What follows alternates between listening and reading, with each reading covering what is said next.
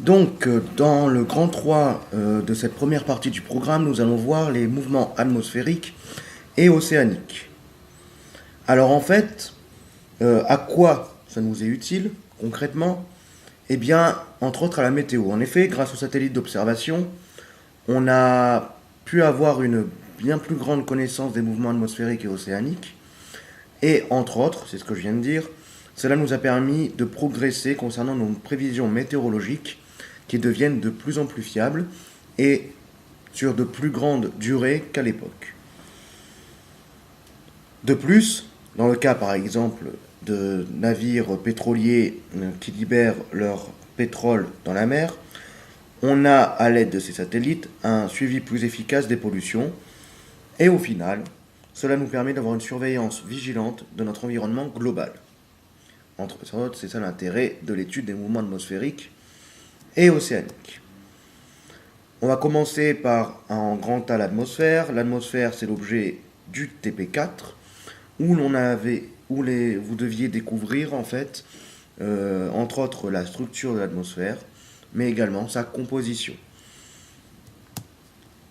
Donc je vous laisse consulter la correction de ce TP4 dans le site.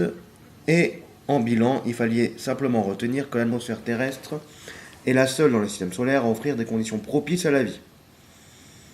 En effet, on a des températures qu'on dit tempérées, on a un filtrage des rayonnements ultraviolets grâce à la couche d'ozone, et l'eau est disponible sous ces trois états, vapeur, liquide et glace. Alors, entre autres, à quoi c'est dû? Eh bien, à la position de la Terre par rapport au Soleil. On est pile à la bonne distance pour avoir l'eau sous ces trois états. Si on va un peu plus loin, c'est Mars, et c'est une planète plutôt froide, donc l'eau est glacée. Si on se rapproche un peu plus, on trouve Vénus, et Vénus est bien plus chaude. Donc on est pile au bon endroit pour avoir l'eau sous ces trois états.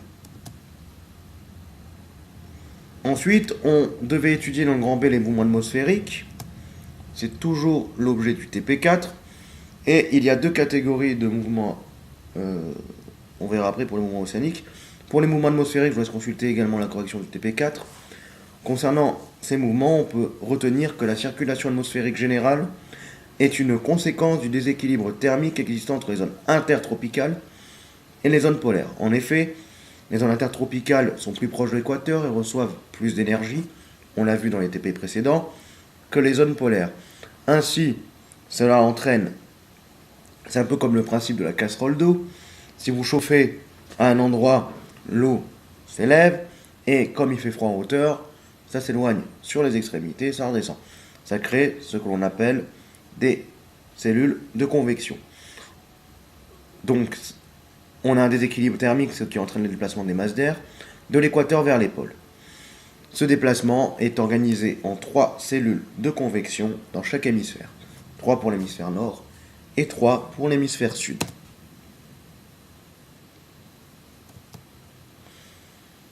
Dans chaque cellule de convection, les déplacements de masse d'air ne suivent pas la direction du méridien.